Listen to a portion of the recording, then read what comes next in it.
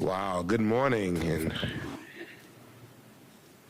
happy new year. I got new technology and everything, so I must have been a good boy for Christmas because I was blessed with some new eyes. So thank you, good morning, and welcome to our first presser of the new year. I hope everyone has a restful, peaceful, and joyful holiday season.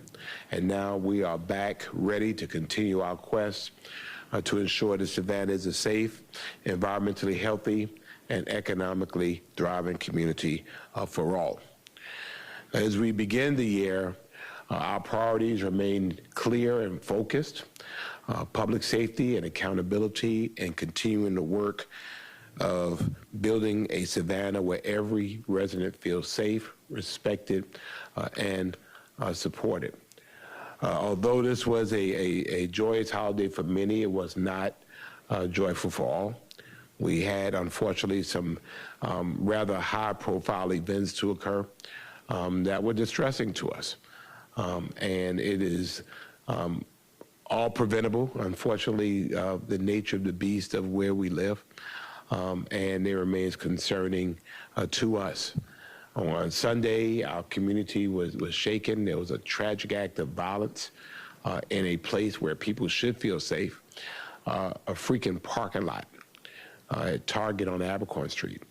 It needs to be said that the parking lot is private property, but what began as an alleged argument over a parking space or something along parking escalated into gun violence, resulting in the loss of an adult male's life.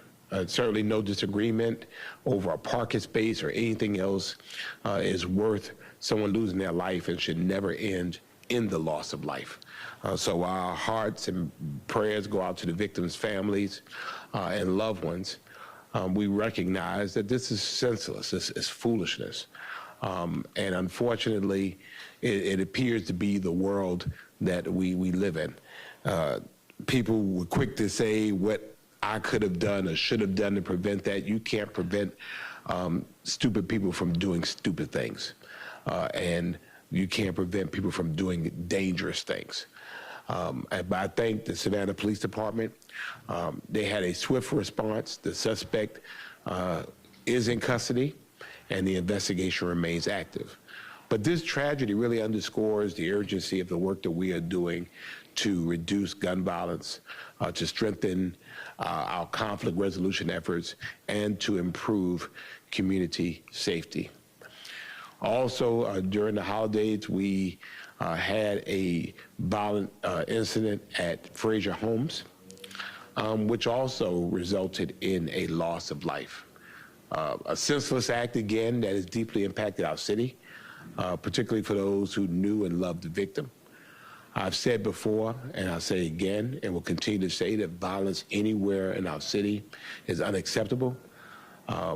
We have someone in custody, and we continue to work closely with law enforcement, residents, and community partners to address immediate safety concerns. Now, again, Frazier Homes is not owned by the city. It's not public property, so to speak. It is part of the Housing Authority of Savannah.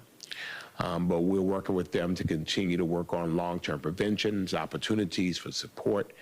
We've been out there in the past to address issues of lighting and issues of a treatable blight, so to speak, that lends itself to better police protection and surveillance and cameras. So we continue that work. That work extends beyond enforcement and really requires continued investment in our neighborhoods and our people. And then, of course, we are still actively investigating the acid attack in Forsyth Park. There's no new information for me to share at this time, but we want to make it clear that this case has not gone cold. I remain in contact with Ashley, who was our victim, and I continue to keep her in my thoughts. Our police department continues to work diligently, following leads, and remains committed to solving this case. There are rewards that have been put out And so we hope someone will take advantage of those, and we certainly will share additional information when it is appropriate and responsible to do so.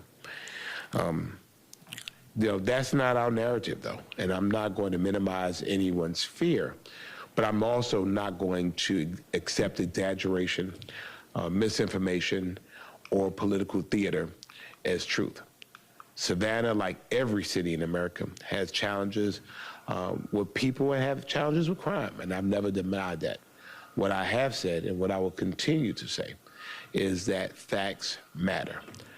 The data is clear, and violent crime is down by and large, but that does not mean that every day is perfect, and it does not mean that every incident isn't tragic. The reality is for us is that we are a city of 150,000 people that easily swells to 300,000 people a day who work and play here, and then we're visited by 16 million people every year. Now, the majority of those come to our city, and they have a wonderfully safe experience. It should be that for everyone. And the reality is, until it's like that for everyone, then we have work to do. But although one act of violence is one too many, we're not going to let one singular or a couple of senseless acts of violence define who our city is. What does not help is recycling fear or pretending that recalls and blame shifting or online outrage will fix anything. The most interesting thing about it was over the week, folks that were saying the most about what was happening in Savannah don't even live in Savannah. But they had everything to say about what was happening in Savannah. No, focus on where you live. For us, we will continue to work. We recognize that the fear-mongering does not protect families, the fear-mongering does not prevent crime, and the fear-mongering does not make neighborhoods safe. Doing the work does, and we're not going to stand around pointing our fingers. Your city, law enforcement, prosecutors, and community partners continue to be engaged every single day, focused on accountability, focused on prevention, focused on enforcement, and focused on intervention. We are confronting real issues that people face head on. We're not ignoring them, and we're certainly not fueling panic for political gain. Perception is powerful, but perception is not the same as reality. And headlines and social media doesn't define Savannah. Facts, data, and sustained effort do. The old folks used to say that a broken clock is right 2 times a day. And so we can acknowledge fear, and we can recognize challenges, and we can still be honest about our progress. Those things are not mutually exclusive. And so I've never said that Savannah does not have an issue. We're like everyone else, but I have said that we are addressing it with facts, responsibility, and action.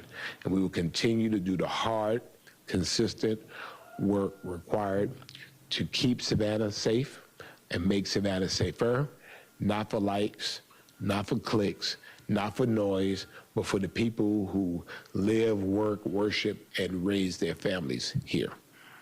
In the words of Forrest Gump, that's all I got to say about that. Later this week, we will highlight a major investment in Savannah's future through the Coastal Georgia Regional Water Partnership. This landmark initiative is backed by more than $500 million in state funding and brings together Savannah, Bryan County, and Effingham County to modernize and expand water supply infrastructure. This phase project will strengthen water treatment capacity, it will improve our transmission systems, and it will enhance long-term resiliency through upgrades that are planned through 2028 and beyond. Savannah continues to provide some of the most affordable drinking water in the Southeast, and we remain committed to transparency, including compliance with the updated EPA lead and copper rule requirements, and public access to our service line inventory through an interactive map. Also, I want to invite the public to join us on Saturday, January the 17th at 3:00 p.m. for a community celebration and a renaming ceremony honoring the legacy of Dr. Martin Luther King Jr. Our beloved Civic Center will be officially renamed the Reverend Dr. Martin Luther King Jr. Civic Center, reflecting both Savannah's history and its future. This is a free, family-friendly event.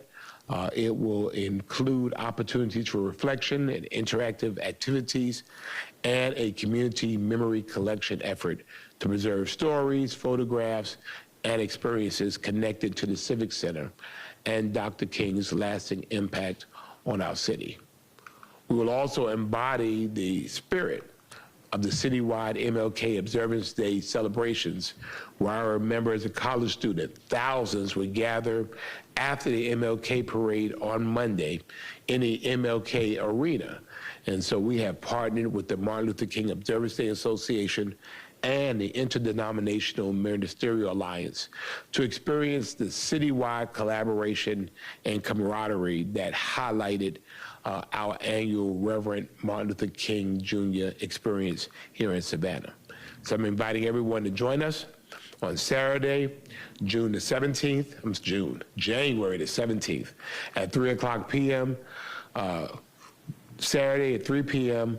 of Reverend Dr. Martin Luther King Jr. weekend in the Johnny Mercer Theater as we dedicate Savannah's Reverend Dr. Martin Luther King Jr. Civic Center. And so we're looking forward to that. Also, I was deeply honored this week to once again be recognized by Georgia Trends magazines as one of the state's most influential Georgians. I think 100 most influential Georgians for 2026. This is my 6th consecutive year receiving this distinction. And for me, this recognition is not about one individual. Every time you say my name, you say Savannah, Georgia. So it really reflects the collective work of Team Savannah, our city council, our community partners, and our residents. Savannah's continued progress in public safety, housing, infrastructure, and inclusive and thoughtful growth is the result of shared leadership and collaboration. So I'm thankful for the recognition, but I also recognize that I serve a great city that is always recognized. This week, your Savannah City Council will reconvene for the first time in 2026 with an agenda that's relatively light by our standards, but always significant. We invite you to join us at 2:00 p.m. in our chambers here at City Hall, or as always on our Facebook, YouTube, or website platforms, or of course on our award-winning SGTV. We hope to see you there. As I've said before, our public safety is a shared responsibility, and anonymous tips through Crime Stoppers can and do save lives. One of the things I'm proudest of in our public safety efforts was my initiation of a opportunity to help get individuals or dangerous individuals off of the streets. So for a year now, we have been keeping the top 10 most wanted list updated to reflect the most dangerous individuals currently at large in our community. And this serves well. This public notice has really not only informed the public, but also has given the opportunity for the public to be involved and for them to inform us. We say again, that eventually we will find you. We would much rather you come see us than for us to come and see you or find you at a time that is not convenient for you. You know, go ahead, start the new year off right, address the issues of the past, lawyer up and come see us. If you hear the name of someone that you know, you can call us directly at 912-525-3124. 912-525-3124. Or you can submit an anonymous tip on the Savannah Police Department's mobile app. Or you can call my office, 912-651-4444, 912-651-4444. Always willing to talk and be of service and be of help. If you're concerned about calling those places, you can call us. So we've added 3 new names to the list for 2026. We're looking for Taisha Jackson for aggravated assault. We're looking for Tyshawn Simmons for aggravated stalking and criminal trespassing. We're looking for Malik Davis for aggravated assault and possession of a firearm. And the 7 that are carryovers from 2025 are Corey Underwood, who's wanted for aggravated assault, Rictavius Gilliard, who's wanted for aggravated assault, aggravated stalking, Tobias Alston, who's wanted for aggravated assault and possession of a firearm, Anthony Brown, who's wanted for aggravated assault and possession of a firearm, Elinaxi Castillo, who's wanted for battery and cruelty to children, Timothy Patterson, who's wanted for rape and aggravated assault, Malik Williams, who's wanted for aggravated battery, and we're just asking everyone to do your part. The fact is that someone knows these folks, someone knows who these folks are, someone knows where these folks are. And the fact of the matter is that you might know them, but the reality is they're dangerous individuals. And so we want you to do your part. You don't have to put yourself on Front Street. You can let us do what we do. So if you hear your name, turn yourself in. And if you know who these folks are, turn them in. And as always, you can find the list at savannahpd.org, savannahpd.org /most wanted, savannahpd.org /most wanted. And as we begin this new year, we stay together, we stand together. We stand together against violence, against ignorance, for accountability, and really in support of one another.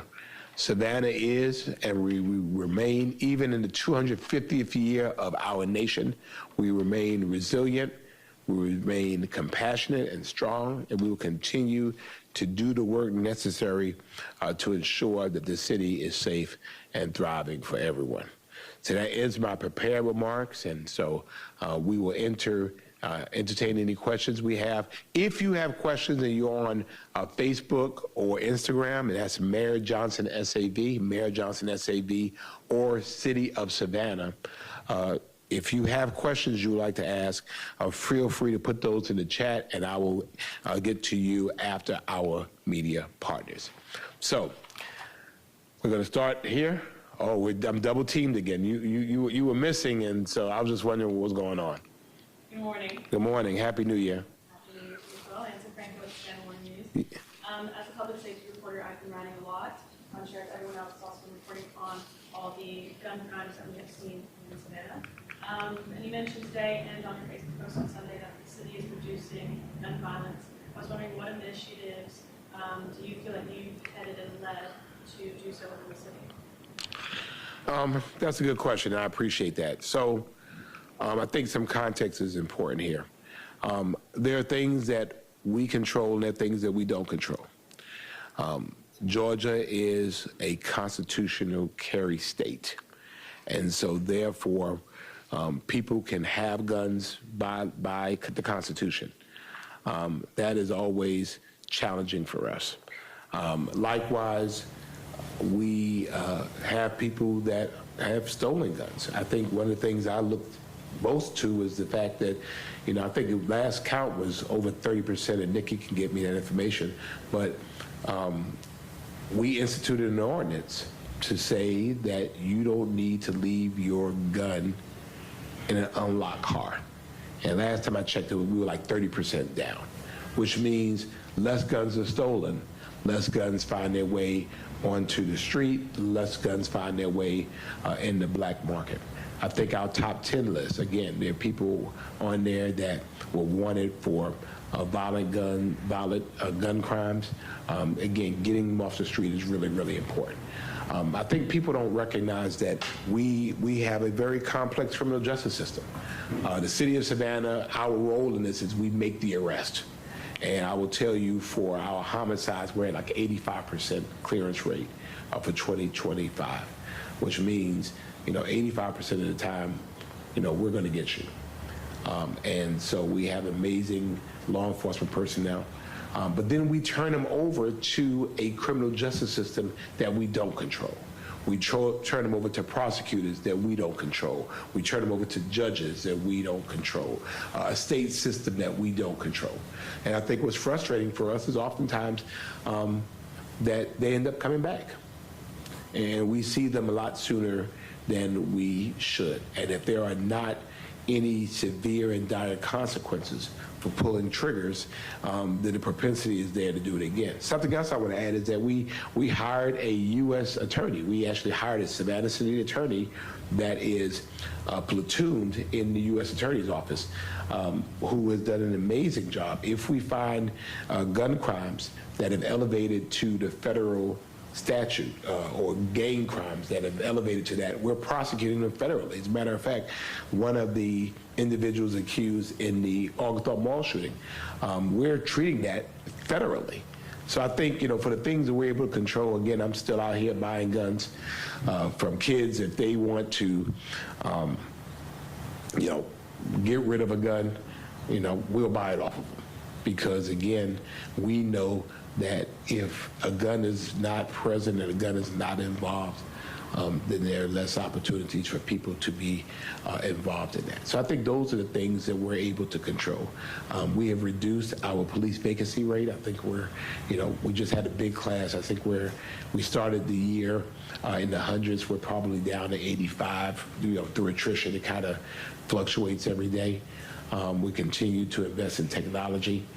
We have a $972,000 grant from the Savannah College of Art and Design that we've used really for more cameras, more flock, more technology to help us to really increase our force multiplier in the technology space. So I think, again, for the things we're able to control, we control. We can't control people's children. And we can't control people's dumb decisions. And again, over a parking space. There are times, we've all had those moments where, and it's happened to me just this weekend. You're going down and you see the space and you see it and you vector over to get to it, and then somebody turns around and jumps into it. Happened to me twice. The second time, the guy saw me motioning for the space, and the person pulled out, and he almost cut me off to do that. Now, for me, I probably used some words that were not in the Sunday school commentary. But it was important for me at that point to say, you know what, it's not worth it. I'll find another space. And so, again, these are people issues about how we deal with conflict, and, I think we'll continue to work with the things that, we will. I want to, be able to say, I think we end the year up with like 3 more homicides. I think we ended up with like 28 homicides, which was up 3. But, it was equal to what we were in 2023. When you take out the domestic situations there and the ones where individuals have had knowledge with each other, again, we're really below 20, probably below 15 when you look at that. But our aggravated assaults with guns are down significantly. We had like 305 in 2024. We're down to 256. And I think that's, also very, very important. I think, we're controlling what we can control. I'm glad that you mentioned the gun ordinance that you passed and then it was recently overturned. I'm not familiar with it overturned. The judge made a decision regarding a singular defendant. Okay. We still have a gun ordinance and we're still enforcing it. Gotcha. Are you going to challenge that judge's decision? No, his decision is a decision. Our ordinance is still our ordinance. And so I suspect in this election year, they tried last year, the Georgia legislature tried to change the law to preempt us from doing that. And I think they did that because they recognized that our law was constitutional, which is why the legislature tried to change it. But, time kind of ran out of it. I think they'll try again. But no, we still have this gun ordinance. It's actually a car ordinance involving unlocked guns. Again, I think it's reasonable. I don't know what people are so upset about. I mean, I think those of us that carry, those of us who understand, are professionals in that space, will tell you that gun safety is the #1 rule of gun ownership. Thank you. You good? Okay. Morning, Mayor. Good morning. Good here. Do you want me to ask you my fun question at the start or the end? Go to the end. Okay. I'm locked in the zone now, so. Gotcha. Talking about this Target parking lot shooting, have you been in contact with the family of the victim or either party in that? I have not as of yet.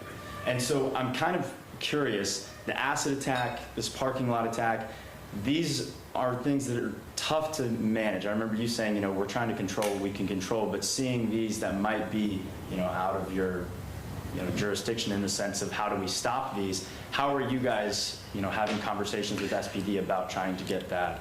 I mean, these are anomalies. I mean, again, I've been in law enforcement in this community, easily for the last 30 years. I graduated from the police academy in 1994. So just tell you how long. I've never, ever heard anything in this community regarding acid. I mean, it's just, we were talking about it, it was like, where do you even get acid from? I just, no, and people are like, I don't know. I mean, and then you have to carry it and transport it, and it just seems really weird to me. And so, I don't know how you prepare for that. Like, how do you prepare for snow? I mean, it's just such an anomaly. And then again, we have these road rage incidents that happen across the nation every single day. Single incidents. This was a private parking lot. So I'm not sure how we would police a private parking lot. If there's an accident in the Target parking lot, we don't investigate those because it's a private parking lot. This is private space. Again, from someone, as I understand, that people loved and was not armed. And somebody just decided they were going to go ahead and shoot them. I don't know what, we have on social media all of these police chiefs and all of these law enforcement folks that just still have no idea what they're talking about. Oh, you should have done this, or you should have did this, you should have did this. The reality is that we control the things we can control. We need people to make better and smarter decisions. And then I think, again, people who have the propensity for violence, we have to get them off our streets. And then we're kind of entering, as I'm kind of dawning at parade season coming up. And after all these, violent crimes that have come, like the Fraser home shooting as well, I remember right after both of those, the acid and the Fraser homes, SPD patrol increased heavily in the area. And so is that going to be a similar case when it comes to these, parades, these big events that are going on? What exactly is your guys' plan as a city to try and make sure nothing like that happens during these big events where a lot of people are going to be around each other? Well, we manage big events, and we've managed big events for years. And the reality is we've been blessed so far not to have violent events during that. I mean, we have an emergency operations plan that goes full in. Not only Savannah Police, but we also engage partners from our neighboring jurisdictions to assist us. People want to come out and be able to have a good time. And so, part of tragic incidents is to make sure that we are present, and a strategy is also to ensure that we're able to get additional information as we need it. But, again, we have the Martin Luther King Parade in just a couple of weeks, and then we have St. Patrick's Day. We'll address it. Again, there's just some things we don't control. We just don't control. And until we can control people, we can't control, what people do. And so the things that we can control, we will be present. We will use technology. We will leverage technology. We will use both uniformed and non-uniformed officers and use intelligence, be smart. We'll look at and navigate social media because that's often a treasure trove of information, and we'll do what we can. All right, and so I used to be a runner. Not anymore. But my New Year's resolution was to start running more. I'm curious, as the mayor of Savannah, what might your New Year's resolutions be for the city? You got to work with me here. No, actually, well, personally, I mean, I think, self-care is not selfish. And so for me, personally, it was water. We'll drink more water. I hate water, but drink more water and get more sleep. So I average maybe 3.5 to 4 hours. So I'm trying to get to 6. And so I've been working to be able to do that. For the city, the New Year's resolution is really to make it to 2027, to continue implementing our strategic plan, to be unabashedly clear that all means all, and that we're going to continue to engage people and be very active and forthright. We're going to be transparent. We're going to be truthful. We're going to be thoughtful and thorough in the things that we do. Again, as I've shared with you all many times, if it's bad news, you're going to hear from us first. We want to be transparent with you all, and I've made that clear to our organization. That's where we're going to be. But you're going to see a thoughtful thought process in one of the things that we do. We want to be transparent and truthful at all times. And so those are my New Year's resolutions. We continue to do that. And again, I think we have an excellent team, and we are poised and prepared to move forward in that. In our media space, you see Miss Nikki here with us, and she's been an amazing asset to us. So she'll help do a better job of keeping me organized, which is sometimes like herding cattle. But she'll manage.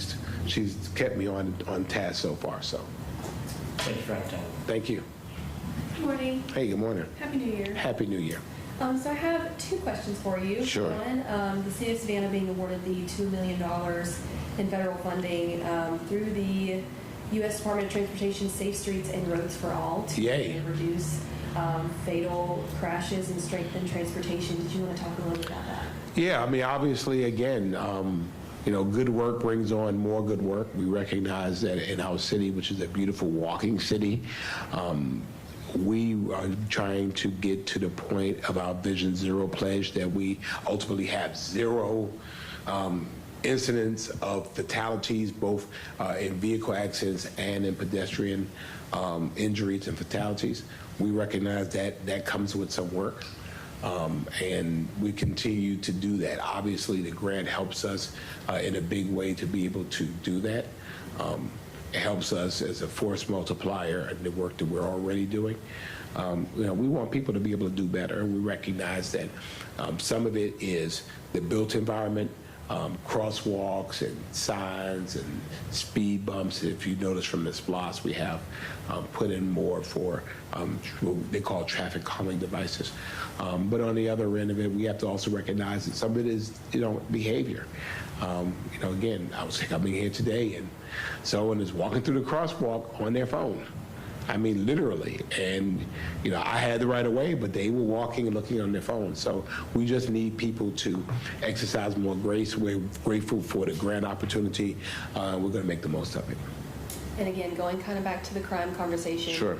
I know you said over and over again, y'all can only do, you can only control what you can control. Mm-hmm. What's in your wheelhouse, I guess. But Yes.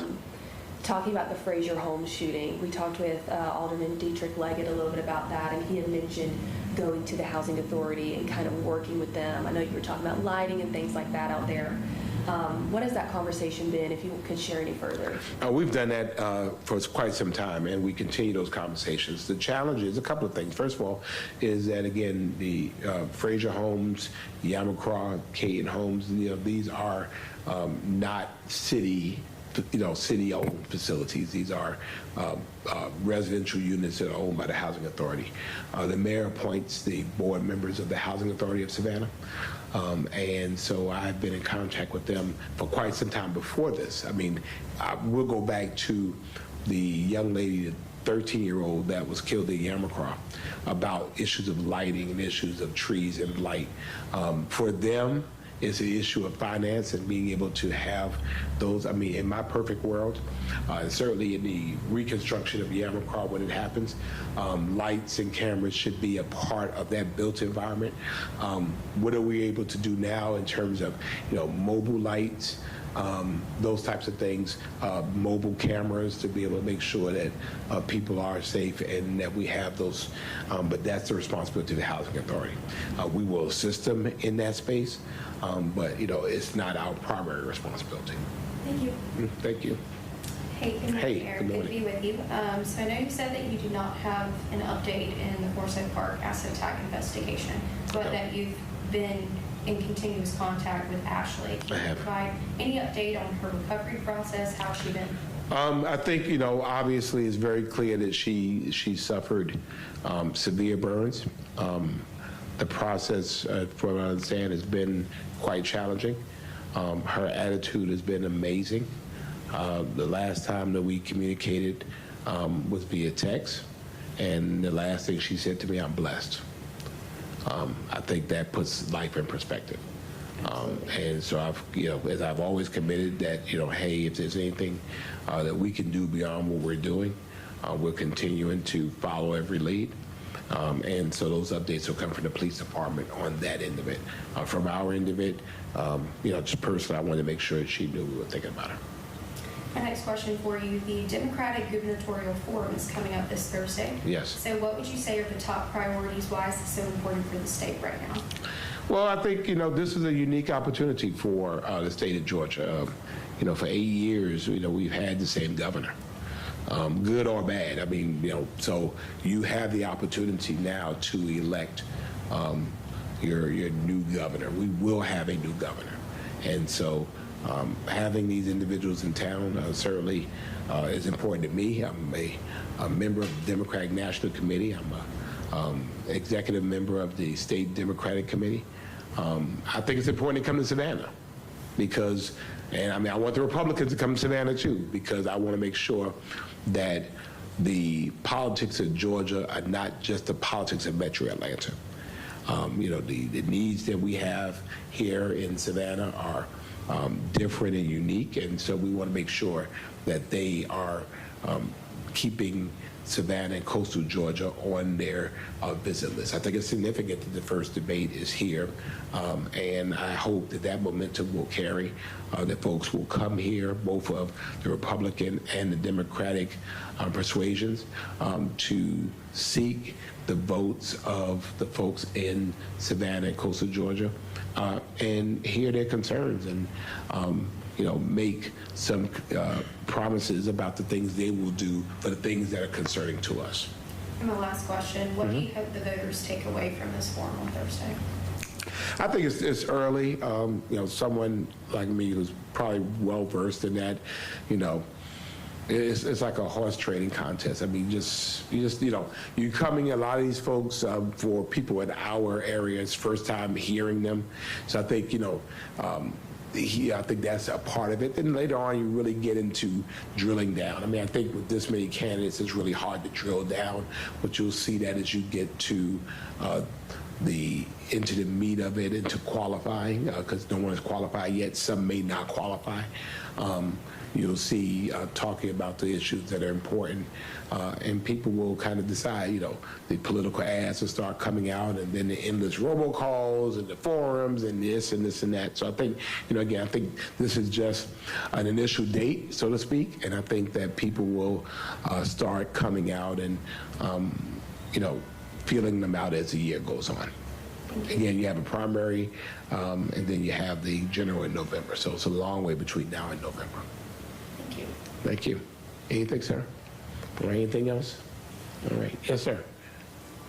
The $2 million for roadway safety, how big of a difference do you think something like that makes during these parades and big events where people are coming into the city and roadway safety, at least in my opinion, would be more important? Well, I think the difference is that it's just volume. We just have more people, and so obviously for us, we're getting into our game time season. I mean, it was some cold days in Savannah. We're going to be at 78 degrees later on this week. We may actually break a record, and we know it gets better in February and March. It gets better, more people. So again, the more we can use those funds to create better outcomes in terms of pedestrian safety, I think it's better for everybody, not only for those that are visiting us, but for those who live here every day. All right. Good. All right. Well, we're back on it, and we were hoping everyone has a great week.